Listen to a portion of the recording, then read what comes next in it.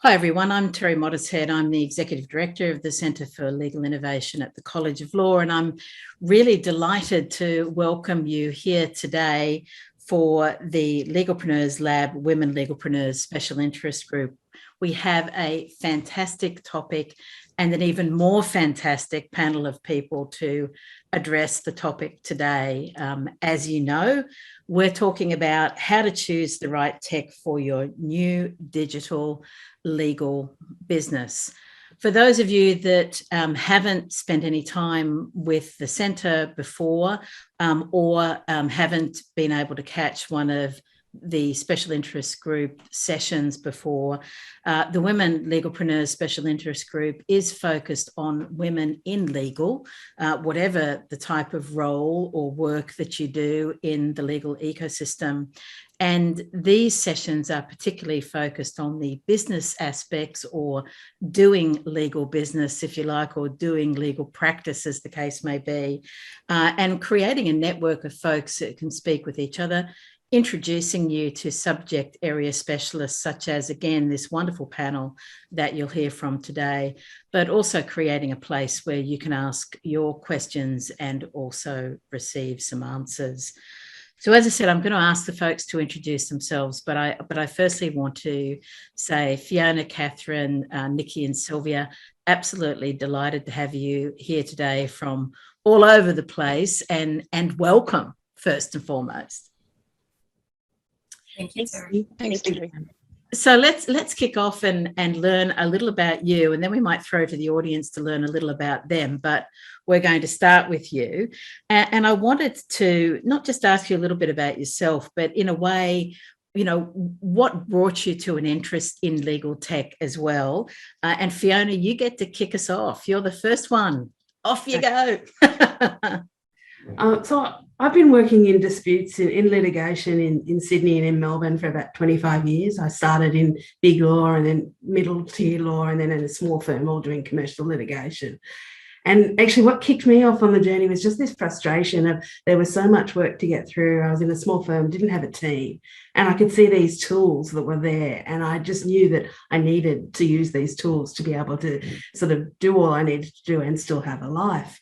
And actually, it was a course at the Centre of Legal Innovation that I went to, a digital legal masterclass, and found all these people who had the same frustrations as me and were out there and were trying things and were making mistakes, but were sharing their knowledge. And that really put me on a path to, right, well, that's it. I'm gonna do that. And so I've become a contract lawyer. And now I advise to firms about tech and how to make the most of the tech they've already got. And just it's that really hands-on practical piece around, right, what can we just do better so that we don't spend as much time on inefficient ways of working just because that's the way we've always done it. So that's really where I've ended up now. And I'm sort of doing some legal practice management consulting at the moment. Yeah. But it's a great background to have, isn't it, Fiona? Because you're walking the talk in a way in terms of the stuff that you're doing on the tech consultancy, and I think that makes just such a difference, you know, to the folks that you're speaking with. Yeah, having been in the trenches, you really just do understand. There's so many pressures on you. Just turn around and try something new. It's just, how do you make the time and how do you justify to yourself making the time to change the way you're doing, which is working, but only just to actually improve it.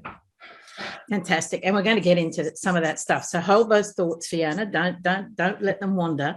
You know, I wanted to come to you next, Catherine, because your background is similar but also different. So tell us about you.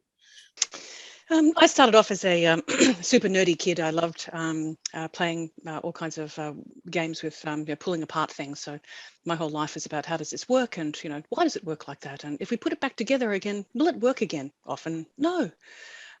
So I have various degrees in behavioral science, and my PhD is in technology. And all the time, ever since I started working, I always loved the commerce of tech, and that's something I've enjoyed. My dad was actually a computer programmer. He programmed massive systems, and was a punch card guy. And so I sort of grew up thinking about how computers could change the world. I think they've changed the world for the better and the worse. I think we could all agree. Now I run Yaris Technologies. I'm the chief executive there, and we have 3 different applications that we've built. one for construction, which is a fun and interesting place to be.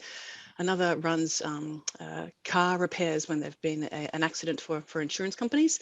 And the third is Daisy Chain, which is my special child, my tech child, if you will. And that's the newest app that we've developed. And that's all about matter management and bringing people together. Because what I've discovered is that it's not all about tech.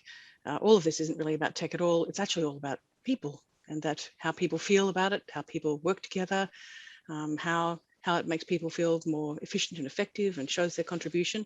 So I'm all about how technology is actually, about transforming people's lives, hopefully in a good way. Yeah, fantastic. And it's just wonderful to have you as well with that kind of deep tech knowledge. Maybe it's almost genetic, maybe because you inherited it from your father, but it's fabulous to have you here, Catherine, and thank you. Thanks. Thank you very much. Thanks for having me, Terri. A pleasure. And over to you, Nikki. Hello. Hi, Terri. Thank you so much for having me. Lovely to be on a panel with all of you other wonderful women.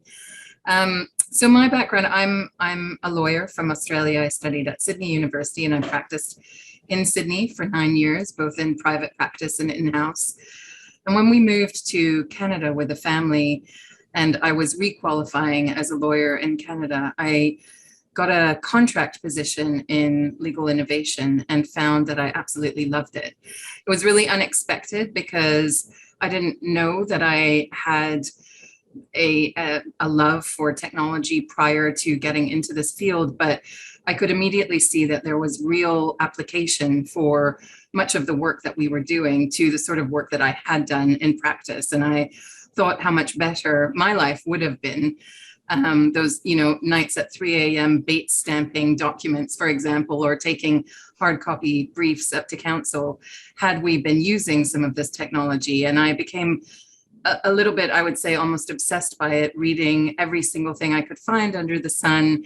And I'm now in my second role, running knowledge and innovation at a firm. I work at Paul Hastings. I'm based in New York City, and I drive innovation globally. So I developed our innovation strategy, and I oversee groups, including our practice innovation and knowledge attorneys, but also our innovative technology solutions group. And so amongst my team, we're responsible for both identifying use cases and opportunities to leverage technology, and then creative problem solving. So how to find the right technology or use our existing technology stack to solve those problems, if indeed technology is the right answer.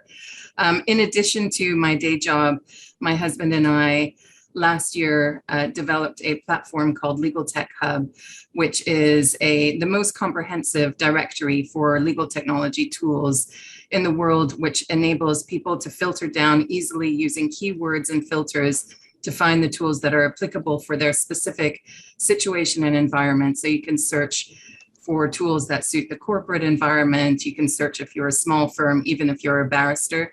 And you can search for functionalities and linguistic efficacy. And actually, most recently, just last week, I started teaching a course on legal technology at Cardozo Law School in New York. So it's really exciting to be speaking to a new generation of lawyers about things that really just were not in existence when I was studying law.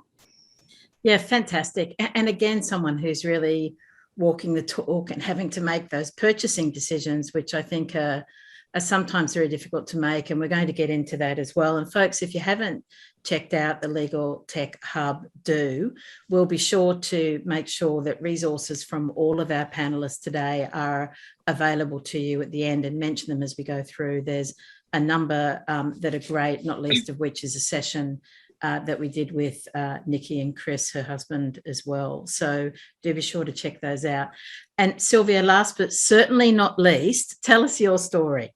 Thank you so much, Terri, for having me on the panel.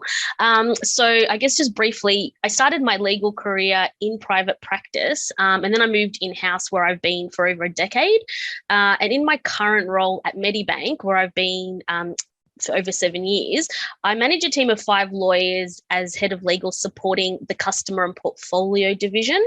But I'm also part of a broader legal team of 30 lawyers at Medibank. And so I guess my story sort of began by, learning the ropes of being a lawyer and developing those technical skills. But then when I moved to Medibank, which was a much larger organization, And then when I started leading a team, my focus really shifted towards thinking about where my team could add the most value to the work that was coming in, as well as, you know, the most efficient ways we could support what was, you know, the largest part of the business essentially, and encompasses, you know, hundreds of stakeholders who develop and advertise both insurance products, but other, you know, various health services to our customers in a really fast-paced and complex regulatory environment.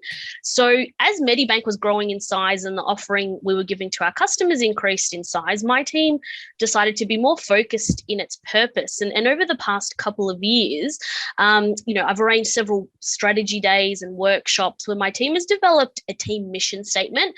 And that was really sort of a turning point for us, because it's really guided us in a lot of the decisions we've made since then, including adopting a matter intake form using Zakia, where we receive and manage work, but we've also developed in-scope and out-of-scope guidelines using that sort of team mission statement, where we clearly set out the matters, you know, we review, because there are ones where we can add the greatest impact or assist in mitigating the most important risks to the organisation. So that's kind of the journey we've gone on. And then I guess what we'll discuss in the rest of the session is how we've sort of woven in, you know, the legal tech aspect to support us on that journey.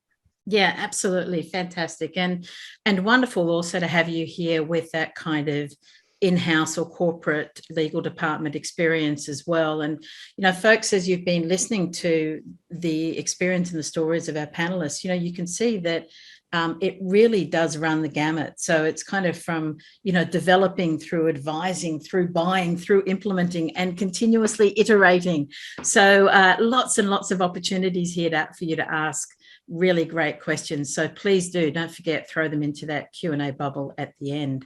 So I wanted to, you've heard about our panelists, and I wanted to just kind of launch a poll and to get a little bit of background from each of you. So I've just kind of launched that poll now.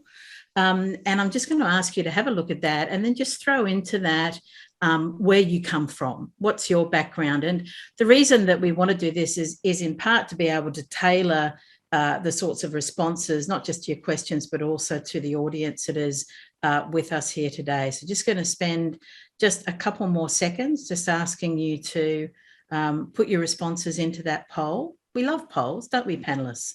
Polls are good. Yeah, we like polls. Yeah, and we really want to know a little bit about you. So as I say, keep throwing it in there. Just one more second. It's like a tick, tick, tick countdown here before we close the poll. And thank you very much for completing it. That's fabulous. And there we go. All right, let me end the poll and then share the results so folks can see where we're from. So some folks from academia, we've got a bunch of folks from in-house and a bunch of folks from law firms, but different sizes there, which is really interesting. And thank you very much for sharing that with us. We really appreciate that. So, all right. So let me kind of, given all of your backgrounds, you know, it would seem probably almost natural to jump straight into the tech question in a session like this, but I actually want to go backwards before we go forwards and put the tech discussion in some sort of context. And I guess we're almost inundated at the moment with media about tech, so it would be easy to think the first thing we should do is just choose tech, almost choose any tech, and get up and running, so to speak, with what's going on. But I wanted to take a step back and say, is there something that you need to be thinking about before the tech? And I'm thinking here about, are there big picture parameters? Is it as basic as what laptop do I need to buy? And I think that's one of the things you often mention, you know, Fiona, or before you even kind of, you know, who are my clients in my practice? Do they need technology? And some of you mentioned in your intros that it's tech, but sometimes it's not tech at all. And I wanted to, Fiona, start with you in that question. Is there something before you jump into the tech answer, question and answer? Yeah, absolutely. I think it's important just to be clear about what you want your business to be and how you're going to use whatever tools you choose to add value, so that you are focusing, particularly if you're starting out or you're in a small firm, you're not going off and building some great capacity that you're actually not going to need in the first 18 months or the first 3 years. And particularly if you've come out of a big firm environment, you can be tempted to think, well, I need that big practice management system, or how will I be able to operate? But there's actually a lot of tools that are a bit more flexible and more scalable that you might be able to get away with. I shouldn't say get away with that, because they actually could provide the functionality you need without having that specialist legal practice management software. And people sometimes are a bit confused, and they're asking the question, what legal practice management software do I need? I'm starting up a new firm. And I was like, well, what do you want to do? How do you want to interact with people? How much automation potential do you need? And have you checked out what's available in some of the other practice, the non-legal document management systems? And what could you make do with, say, G Suite or an Office 365 account? How much functionality would that give you? So I think it's really important to start with, what are your requirements and what is that going to deliver for your business? And then get into the, right, well, what's the best product for me? Because you'll have a much shorter short list of different products to assess, and it's much less confusing. And just asking what other people use is, they could be on a completely different business plan, different business model to you. So you need to be a bit more focused. So it's kind of knowing your business, which I guess is your clients, but it's more than that. It's knowing how your business is operating first and foremost. And I guess even then, you know, what you're comfortable with, and then what's in the market. Is that kind of, so that there's a lot of staying in the moment and thinking about that before you jump into the tech question. Yeah. And also not being afraid to start with something that's less than perfect, and then saying, I'm going to sort out my systems and how I can make money out of this business. Then I'm going to invest in the perfect tech for me. And that might be where you do your big play and your scope big, because you're going to grow. But you've already got a few of your basics before you invest in the big tech play on day one, when it might turn out that actually your business isn't quite what you envisaged. Yeah, absolutely. Catherine, I wanted to ask the same question of you as well, to see whether you kind of look at this similarly or different from a techie's point of view, from a tech developer's point of view as well. Is there something before the tech? Oh, there's a lot before the tech. And actually, I think that, to be frank, I completely agree with Fiona that if you haven't done your thinking and your planning before you invest in the tech, there's a likelihood you might fail. And there's a problem with failure. And a lot of people say, just get in, get going, use the tech.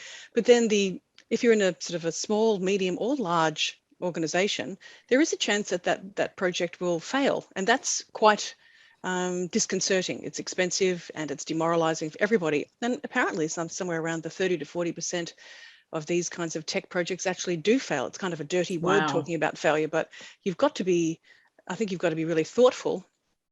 One of the things that I really like to help people to think about, and it's exactly what Fiona had mentioned, is where am I now and where do I want to be? And that involves questions like, what are my current problems? Things like, what's taking the most time? Where are we most inefficient? What are our customers complaining about? What's affecting the budget? Where's our transparency? What can we see? What happens when somebody takes annual leave, or if they leave the company? Where are all their matters? Where are our key documents stored? Is there a central place? How quick can we turn work around? Can our customers do any self-service? Do we understand our current resourcing and know what people are doing? How do we locate key documents and reuse them, like advice or contracts or matters? And reporting is one of the things that I think is most important. What are we doing? When are we doing it? How are we doing it? What happened? What's happening now? What's happening tomorrow? What do we want to be reporting on? And, how much money are we spending, or how much money are we actually taking in? And do we have a record of our expired contracts? All of these questions are questions that need to be really thought through, because then they help you to think about them, what kind of your requirements are when you're thinking about software. But to go back to the beginning here, what Fiona said was really quite pivotal, and that for the small law firms, particularly small, maybe even to those medium boutique sized law firms, investing in, this is the competition, of course, so I shouldn't really be saying it, but investing in Office 365 is a great investment. You've got your word processing, you've got your Excel spreadsheets, you've got the potential for Power BI. You can integrate with SharePoint and have some, actions within your SharePoint. You can have the reporting that's, pushing through and back, and also you can use Microsoft Forms. Now, all of these are integrate in different ways with daisy chain, so it's not a big deal. So that when you grow, you could integrate with a daisy chain or a Zakia or a LawView or a Onnit or the other products, depending on what you're after. So the point is to think about where you are and where you're going to go, and how you can go there in incremental steps so that you don't invest $20,000 or $25,000 in a system which you use 10% of. Nikki, I want to thank you for that, Catherine. I wanted to put this question to you because in the work that you do, I'm sure that this is kind of the starting point. That is the bit before tech, albeit that you love tech, right? And what we've kind of been chatting about, and I'm going to paraphrase this, is it's almost doing an audit of business needs, for want of a better expression. And of course, client needs before you even start looking at the tech. So before the tech, what do you recommend, or what do you do that ultimately obviously helps purchase the tech? But what are the questions and considerations that you focus on before the tech purchase? Terri, I love this question. I actually think this is probably the most critical step but before we go to look at the tech. And by the way, apologies, everyone, I dropped out. And I think this really showcases Fiona's emphasis on choosing the right laptop. I am on my work laptop, and it's ancient, and it suddenly just sometimes dies. Oh, Nikki, we love talking about tech and not having it working. That's part of the, that's all part of it. Exactly. So I have a hard and fast rule with my team, which is we never make an investment in technology unless there is a use case for the technology. And I did hear Fiona say something to this effect as well. So what we do is we very actively set out to listen to our timekeepers. And this is not an ad hoc thing. We don't, of course, sometimes people reach out and talk to us.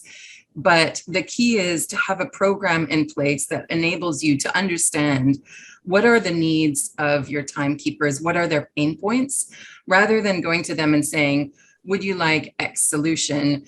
That's not going to be a question that they will frequently understand the ramifications of. You're the expert if you have a role like this in the firm on what the technology is. They're the expert in what their own needs are. So put in place a program. If you're fortunate enough to have some KM lawyers or practice managers or paralegals, have them listen to lawyers, set out to ask open questions during a series of interviews. We do every other year a full-scale audit of what our lawyers are saying around where their pain points lie, what their needs are, where they're feeling less supported.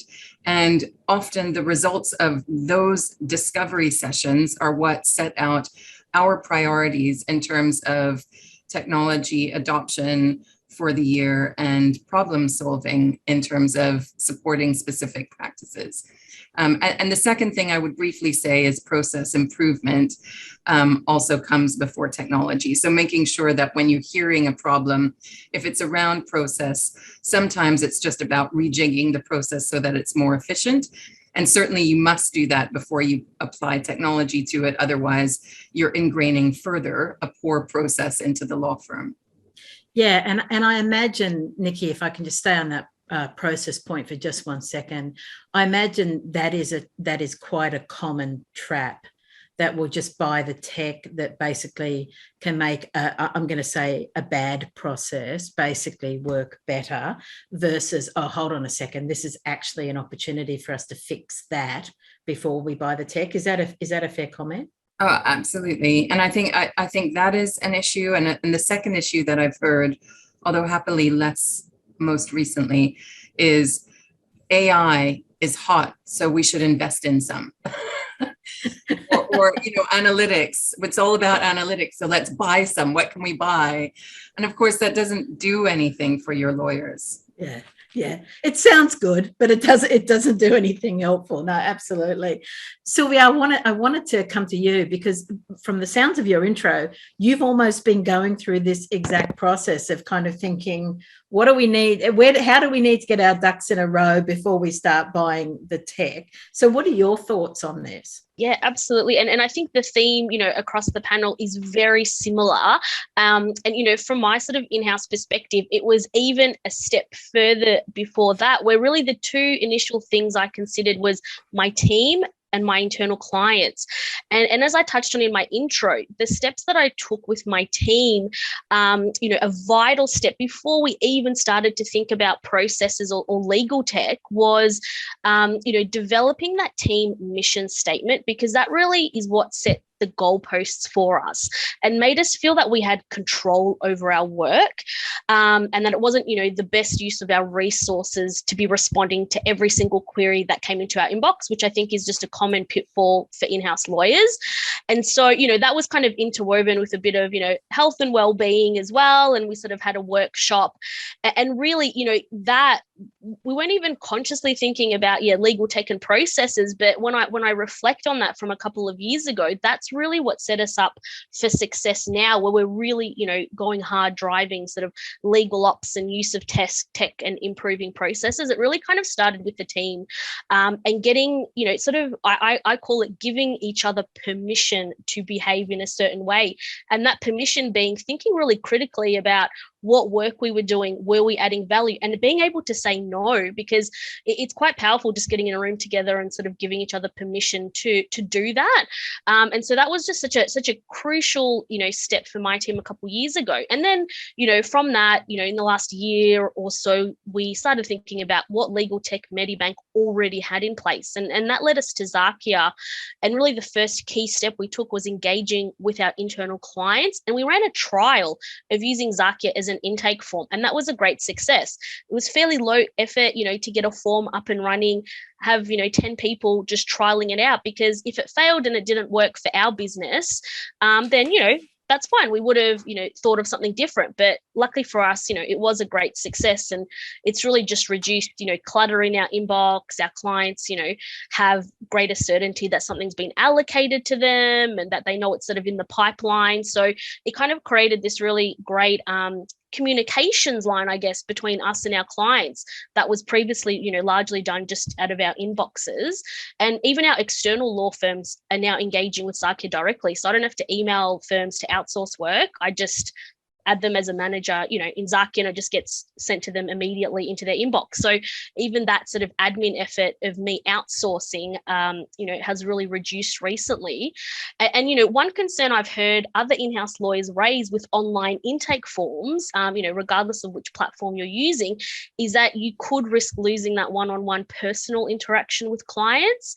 But one way we've sort of mitigated that is, for years now, even before we thought about intake forms, we've run a twice weekly help desk with our clients. So it used to be just in the kitchen. We'd all be, my team would be sitting there for 2 hours a week, and people could just walk through, ask general questions, get a steer, and that, itself reduced those, emails in our inbox and questions, but also, helped us really build those relationships and that rapport with our clients. And we still continue to run that. We do it virtually at the moment, obviously, but sort of having a help desk or some sort of, regular form of interaction supplemented with the intake form, it helps us manage our matters, gives our clients that assurance that someone's onto it, we're working on it.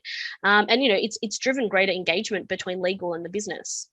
And probably helped you with those iterations as well, the tweaks that you want to do along the way too. And I guess you probably have quite literally been running them from the kitchen table at this particular point in time. Yeah, absolutely. Yeah. So I wanted to jump into the techie bit now and kind of bear with me, because I want to try and step us through a little bit of a process. So we've decided, we've taken all the advice on board, which has been wonderful that all of you have just given. We've decided we want some tech. So the next question has got to be, what sort of tech do we want? And I guess the question that I wanted to put to you, Catherine, if I may, first up is, do we start with, do we need to assemble something that looks like an RFP or a list of specs, or, you know, almost what can we learn from the procurement folks with respect to actually having a brief that is specific that will help us make the selection? And I'll get to that bit next, but I just want to ask for the moment, or stay in the moment, around the spec bit, if I may. I think we can learn a lot from, procurement and IT. And this process has been around for 35 or 40 years now. People have been purchasing software. It's a known process. There's a set of steps. We can learn a lot from the mistakes and knowledge that really previous generations have made when it comes to purchasing tech. We don't have to reinvent the wheel, and there's a lot already known. And I think that one of the most important parts of the process is actually having a requirements document. And whether that's, an RFP, regardless of whatever you call that document, it's all about what do you need? And when you're thinking about what you need, there are, in legal tech, there's a few sort of chunks of information, a few chunks of functionality, like intake and self-service. You've got your document management, then you've got those kinds of integrations with your Outlook, your DocuSign, your SharePoint. You've got knowledge management. You want to be the ability to be able to, bring your documents together in ways in which they can be found and reused. You've got the matter management, which is the process of creating and standardizing matters with that kind of key information used for identifying it. You've got your contract management, which is structuring the contracts to enable people to really understand when they're starting, when they're finishing, when they need to be reviewed. You've got your reporting. So you've got dashboards and reports to bring that kind of knowledge and transparency about what you're doing. You've got e-billing and that kind of financial reporting and understanding, measuring, monitoring, analyzing spend. And then you've got things like security. And depending on, when you've had your time to think about what's your biggest pain points, that's when you would assemble these different requirements based on your priorities. So you can kind of go the whole hog and attempt to implement everything all at once and go completely insane, pull your own hair out, and then fight with everybody on your team. Or you can actually think about how this could be done in a way which is incremental. And that's, I've seen it happen in not just legal tech, but in so many technologies. People think we're just going to implement SAP, and then when we've done that, we'll know all about our financial situation. We'll implement the HR portion of SAP as well, and then we'll take this portion, these modules. We'll do it all at once, and that ends up costing $2 billion basically by the time you've actually finished it. Actually, $2 billion. So the trick here is think about it in a smaller sense because it's legal tech. Fact is that if you start small, think about your biggest problems, and then put them in a priority order in your requirements document, and then think about which of the different sorts of technologies you actually need in their order, and then think about how you might implement them over time. But that requirements document ends up being really important, not just because it's a requirements document and it specifies what you want, but then you can actually send it to legal tech providers and say, here are our requirements. Could you please respond to these requirements and let us know which you do and do not have. And then you can think about, as you're actually going to interact with these providers, right, we've got a list. Let's go through the list and do it in an ordered, structured, logical manner, which we can then make an assessment about whether or not you actually do have this technology that you say that you do. Now demonstrate that to us. So I'm a scientist, and I think that approaching this and I think that lots of lawyers are very logical, orderly thinkers, and to create this list is a beautiful kind of, it's almost like a touchstone to which you can return that ends up being like your, I think it was Sylvia was saying, it's like who are we? What do we want to be? And what's our value statement about who we are going to be? And that requirements document reflects that, both in a kind of an obvious higher level thought, but then also in a structured, orderly, prioritized list.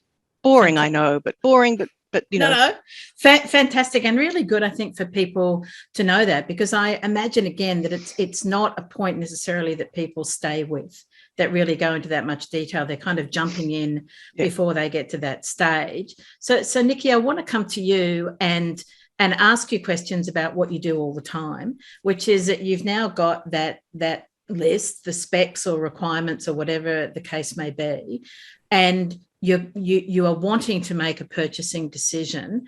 Where do you go from there? Like, how do you interact with the vendors? How do you kind of get yourself in a position, or who do you involve to make those choices? And I'm asking this because you know better than most of us, through the work that you do, particularly with the Legal Tech Hub, as well as with your firm, that it's almost overwhelming, the number of legal tech or more broadly tech products available.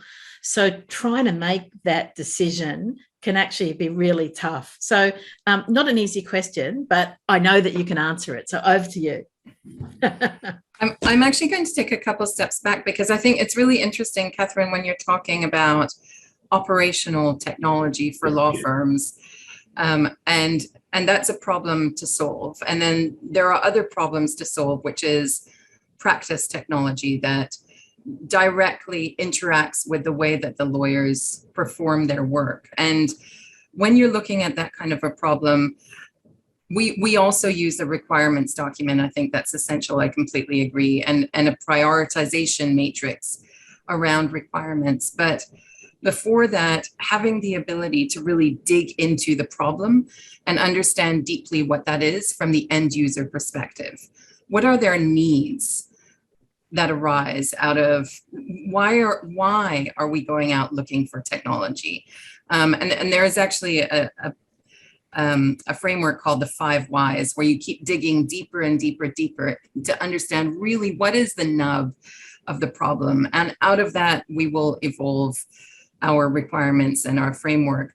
And of course, it helps to either have people on staff who have a service design background or understanding, or to bring someone on who has that understanding and can work with you to develop a really solid requirements document that sets out the problem. I think the difficulty often is it's too easy to go jumping to find a solution before understanding deeply what the problem is that you're solving.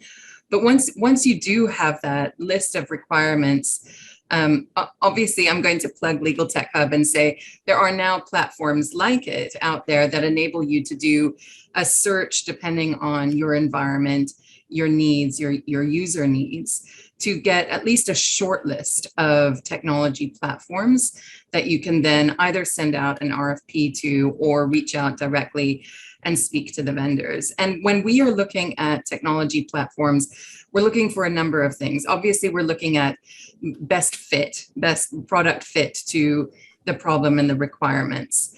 But we won't go out if there are 10 solutions on the market, for example, which if you're looking at something like practice technology, there are so many that it really, you're right, Terri, it can be completely overwhelming. It's also about, what are other types of firms using of your size? And who are vendors that you think you would like to work with? I think that's a genuinely relevant question. If this is a solution that you're going to bring on board and you will need to work with these people for some time, I like to see that as a partnership. So you want people who understand your problem, have the customer service that is able to help you address that problem, that you feel comfortable working with for a number of years. You're not employing the people, but you effectively are bringing someone on board to work with you and your timekeepers for some time. We also look at, and I love that this has already come up, well-being. So I like to call it the happiness quotient. Will this technology bring a better work-life balance to our lawyers? Is it likely to not only address the requirements, but do so in a way that delights? And then we will narrow it down to approximately 3 solutions usually that we will demo, and we always engage our end users in that demo. So they see it, they will have the requirements framework. So everyone can evaluate the tools that we demo according to that framework. And then based on the outset to that, we decide on one tool, and we usually run a pilot or a proof of concept with the final tool, again, just to make absolutely sure before we make the investment that the product and the vendor fits our needs and our end user needs, and we will involve end users in that pilot as well. And we are fortunate to have a program of billable hours credit that we can provide to lawyers who are involved in the pilot to make sure that when we do purchase, they are on board and they're already our change champions because they've been involved in making that decision from the beginning. Yeah, that user-centered piece for the internal and the external users is just so critical, isn't it? And I want to come back to the change management piece because I think that's a question that's really important to address separately. But yeah, I mean, it's just such a critical element, and again, one that sometimes gets overlooked. My big beef about technology purchases is that they're purchased without engaging people, and then there's no training or anything afterwards in actually how to use it. So it's just a huge expense with nothing really worthwhile at the end. So just fabulous advice there. I wanted to ask you, and I'm going to ask all of you this question because I think it's such an important one now. All of you have touched on it, and that's this issue of integration, or I guess we're calling it interoperability now, between what you've got and what you're purchasing. And I'm going to call basically marrying those two, in some respects, your legacy systems with new things that you want to bring in. So Sylvia, I wanted to ask this question of you first, but as I say, I want to come to all of you if I may. How important is that issue of, I'm going to call it integration, to the extent that you have to do that? And I guess the reality is many of us do. Yeah, I mean, it's extremely important from an in-house perspective, but what's, I guess, quite funny is initially we didn't know that it was important. So, sort of going back a couple of years, I guess before, COVID, and we were forced to use more technologies than we otherwise had to. I think it's making sure you have that baseline understanding and training in what you currently have. So even if it's from, a baseline perspective of how do I use my matter management system? How do I use Microsoft Teams? And then once you sort of understand what those things can do for you and for your organization, then it's very, much a surprise and delight once you work out that, yes, they all operate and integrate together. And I feel like that takes you then to that next level of, that efficiency and getting, data and insights that you need. So, I think, for me, from an in-house perspective, it's really about that education and training piece up front and getting lawyers comfortable with just using the technology in the first place. And I think now, especially in the last sort of 18 months, everyone has really just increased that knowledge. And so now is the time to really go on that front foot and sell the benefits of, things merging together, working together. I'm really seeing those benefits and how easy and seamless it can be to integrate different platforms. Yeah.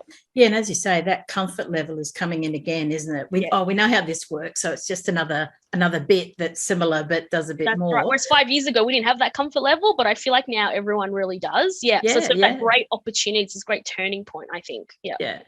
Nikki, you mentioned it, but I wanted to kind of pull it out as a particular thread. How important is it in terms of your purchasing decisions, that ability to integrate or, not have to throw everything out and start from scratch, I guess? It's absolutely essential. And actually, when you are looking at solutions, I mean, obviously the first thing that you should do is evaluate your current environment to look at, is it worth going to market? Or in fact, do you already have the capability internally?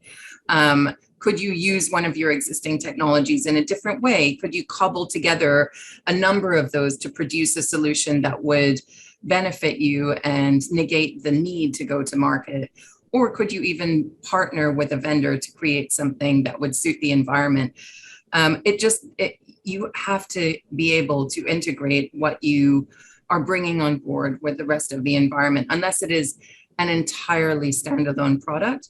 But increasingly, the standalone products that you think you'll never have to integrate, you do end up. So a good example of that is, AI contract analytics, for example, so data extraction tools. You might once have acquired a tool like that thinking, I'm never going to integrate that with anything else. We're using it discreetly, simply for the purpose of due diligence, automation, or review. But of course, now we have all kinds of automation and expert systems platforms, and there is an enormous benefit to being able to tie that AI technology to your automation system. Or if you have a platform like HiQ, you can pull both of those things into HiQ. So you do need to, in a way, decide what your environment will look like. There are now a number of kind of monoliths evolving in the industry where if you've gone with one group, it's quite hard to switch and go with another group. The NetDocs I manage sort of dichotomy has been at times difficult in terms of interoperability. But I think what we're seeing in the market is that vendors are actually really aware of the fact that one of the best ways they can develop their technology is by creating these integrations. And that's a delight and kind of an exciting moment, I think, for all of us in terms of what can be done by integrating systems together in order to build highly complex solutions that work really well.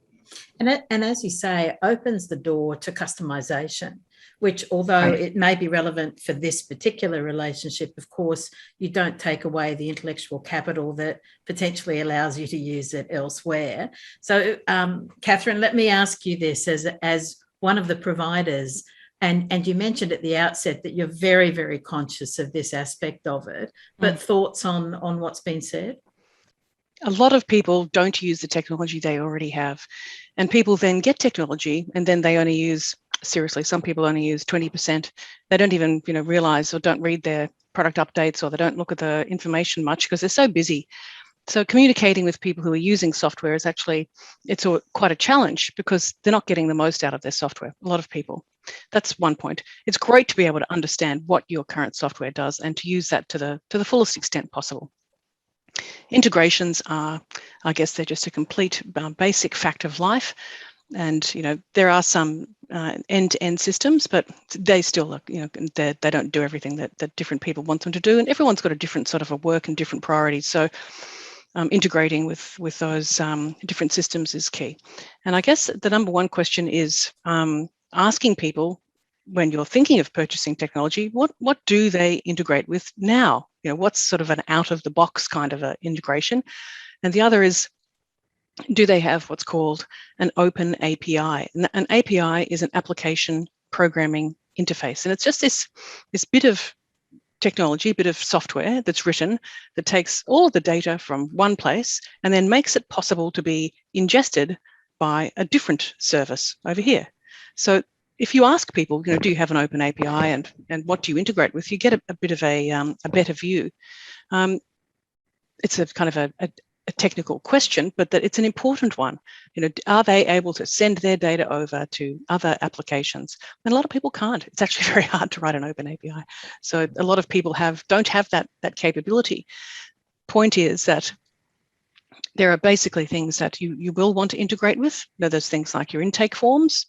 You may want to have, be having the ability to integrate with ServiceNow. You may want to integrate with Microsoft Forms. You may want to integrate with Joseph. All of these ways of, pulling information in at the beginning.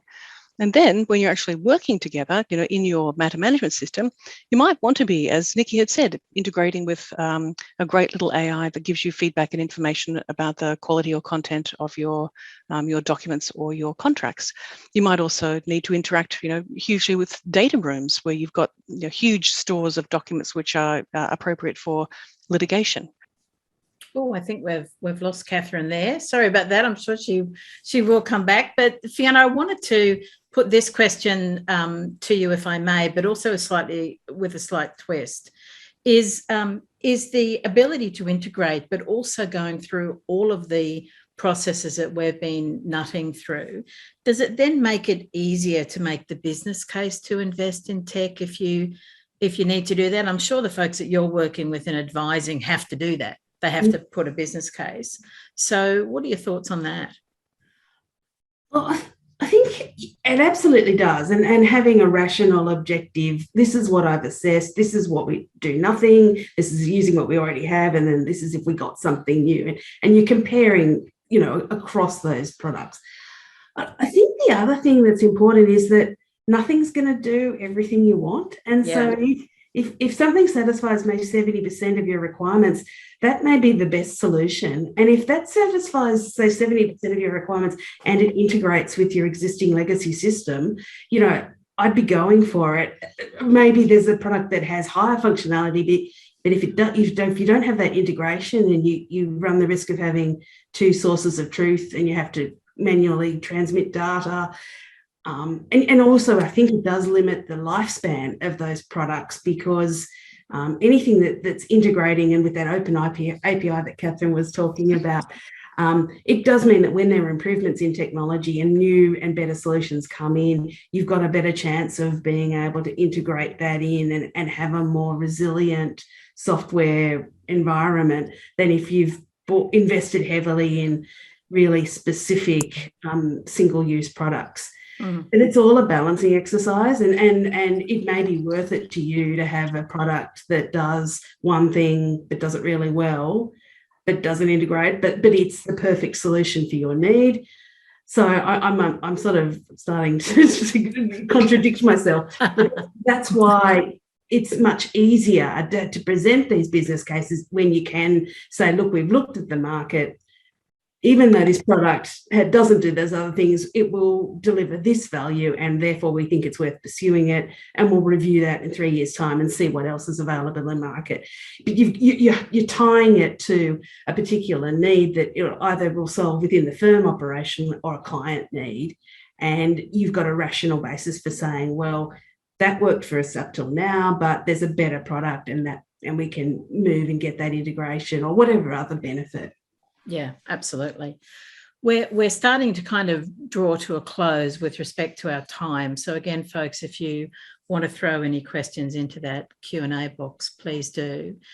But we couldn't end a session like this without talking about the change management piece. So it's something that I do want to get to all of you and your thoughts with respect to it. And we've touched on it. It's come up a lot as we've gone through this. But to me, and I think probably to all of you as well, it's a piece that really gets overlooked almost all the time. Yes, there's a training element to it, but if you're not building that buy-in that some of you have spoken to along the way, you're not engaging with and understanding and really focusing on the user-centered aspect of this, again, you end up with great tech and nobody can use it. So I wanted to, if I can, start with you first, Nikki, and then I'm going to go to Catherine.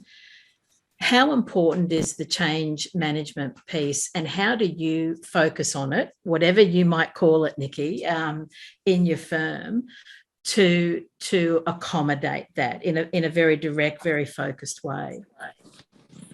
I think it's essential, Terri, in answer to your first question.